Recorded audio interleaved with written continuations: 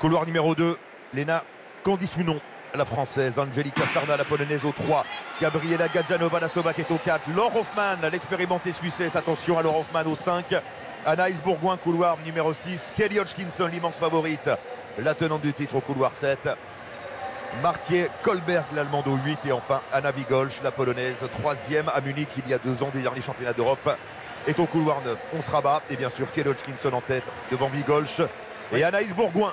Bah oui, puisque ça lui avait réussi de suivre Kelly Exactement, Hodgkinson. Elle exactement. Dit, pourquoi pas recommencer. Elle a été aspirée par Hodgkinson en demi-finale, et résultat à l'arrivée, vous l'avez dit, minima pour les Jeux Olympiques pour Anaïs Bourgoin en 1,58,65. Ouais, la stratégie est bonne hein, de viser ce maillot-là. Il ne faut pas se faire enfermer par contre, parce qu'elle n'est pas la seule à avoir cette stratégie. Avec Kolberg en 4e position, l'allemande. Attention également à Mathieu Kolberg qui a couru 1,58,74 cette année.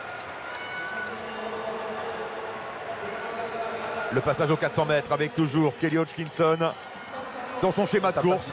Elle prend la tête aux 200 mètres et elle ne la quitte plus jusqu'à l'arrivée. En général, c'est comme ça que ça se passe, en tout cas au niveau continental.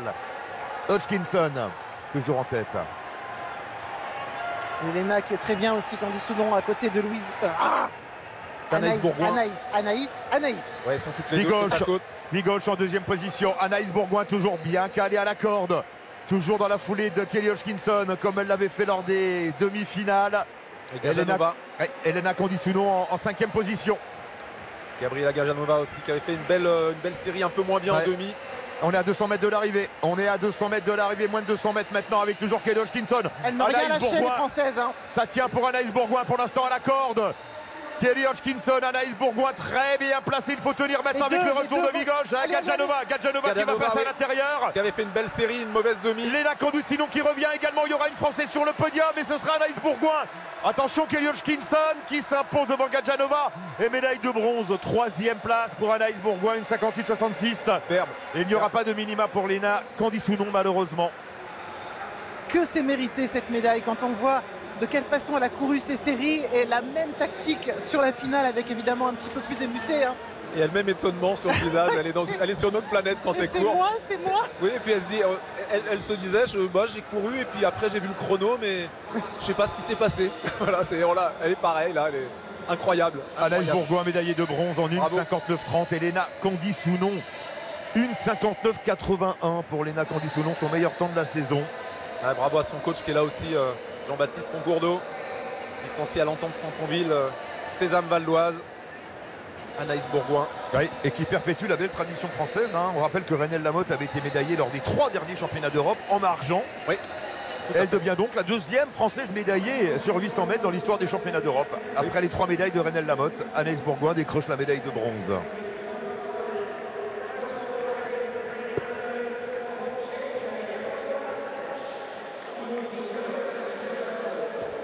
– 14e médaille pour la France. Exactement Stéphane, 14e médaille. médaille. Pacha bien parti pour essayer de ramener un autre métal du côté du concours du saut en longueur avec un record personnel. Minima olympique à la clé, 6,88 m. À la course de Gadjanova, c'était étonnant de la voir. Elle est passée quand même sur le strapontin, Gadjanova en demi-finale.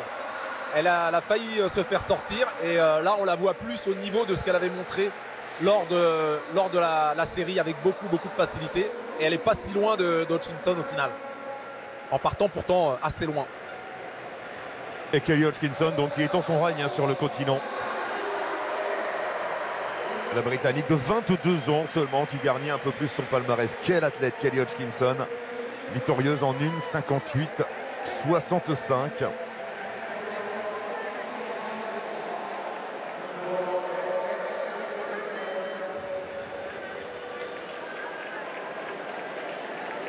Elena Condisounon donc qui termine 4e. En attendant le retour de Renelle Lamotte, eh bien une densité nouvelle se forme en France sur le double tour de piste.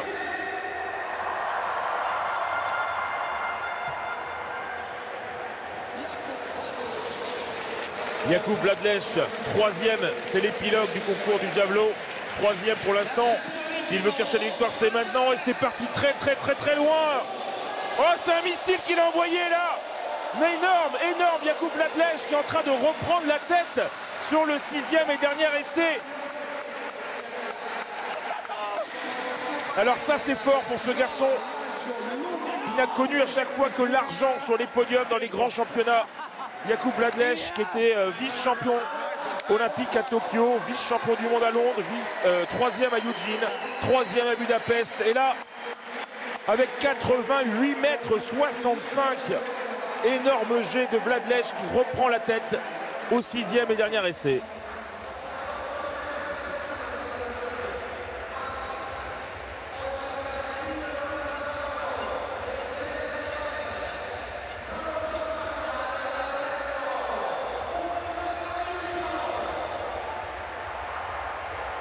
Est-ce que Julian Weber va répondre? Il était premier jusque-là, dernier essai pour Julian Weber qui doit aller au-delà des 88 mètres. Et non, et non. Eh bien, Jakub Wladlec aura fait le coup du 6e et dernier essai pour décrocher son premier titre. Et Julian Weber qui est battu sur la toute fin de ce concours. L'Allemand sera deuxième. Le troisième, c'est Oliver Helander, le Finlandais, avec 85 mètres 75. Et Teo Ratupaya, avec un seul lancé, terminera 5e quand même de cette finale.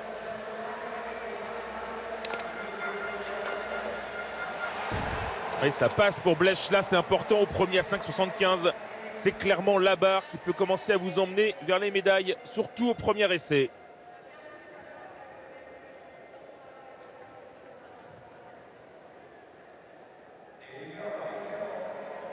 Et pour l'instant, ils sont 3 à avoir franchi cette barre à 5,75. Il y a Sasma, Lisek et Blech et Armand Duplantis. Ça fait l'impasse. On ne le reverra normalement qu'à 5,82 m prochaine barre.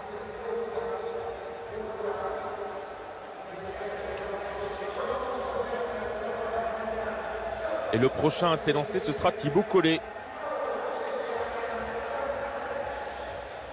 Ouais. Je reviens sur ce 800 mètres féminin. Ah bah on va regarder le saut. Thibaut s'il s'élance maintenant. Oui, il est passé au deuxième à 5,50, au deuxième à 5,75. S'il veut rester dans la course à la médaille, ce serait bien de rejoindre les autres au premier essai. Maintenant à 5,75. Le premier essai de Thibaut Collet, 9e pour l'instant à 5,75. Il faut la passer au premier. Et il le fait. Il le fait, le Grenoblois qui est toujours là. Au moment important, 5,75 au premier pour Thibaut qui rejoint Sasma, Lisek et Blech. Il fait exactement la même impression que l'année passée, même sur le visage, sur l'attitude, on voit vraiment une sérénité dans les gestes de réussite, dans le petit regard vers le clan. Ouais, c'est le retour de l'homme de Budapest. Le 5e, on le rappelle, des derniers mondiaux, qui est 4e pour l'instant aux essais sur les barres précédentes, qui est parti voir qui avait fait l'impasse. Est-ce que lui va faire une impasse? On le verra à 5,82, ça paraît peu probable quand même.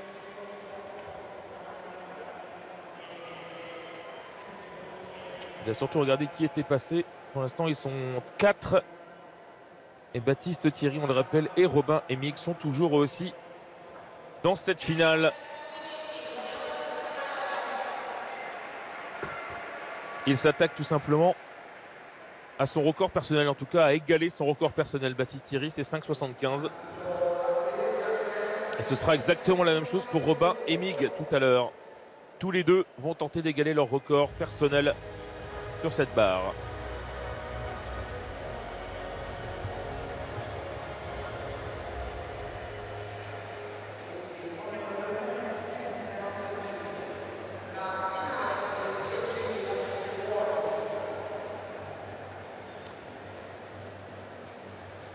Le premier essai de Baptiste Thierry, 5,75. Et comme tout à l'heure, à chaque fois, à 5,50, à 5,65 aussi au premier essai, il a du mal à complètement s'engager dans sa perche. Et Anaïs Bourgoin est en direct avec Jeanne en zone mixte, juste avant le départ du 10 000 mètres homme. De ne pas réaliser sur la ligne d'arrivée alors que vous avez couru de manière magistrale. Oui, c'est vrai que pour l'instant, en fait, je réalise même pas, en fait. C'était super dur. C'est parti très vite. Je me suis accrochée, mais toute la course, j'ai senti que c'était dur. À la cloche, c'était dur. Au 500, c'était dur, mais je me suis dit, j'ai jamais cessé d'y croire. Jusqu'au bout, et dans les 50 derniers mètres, je vois qu'il y a une fille qui me passe, mais j'arrive quand même à me remobiliser pour en remettre et aller chercher la médaille de bronze.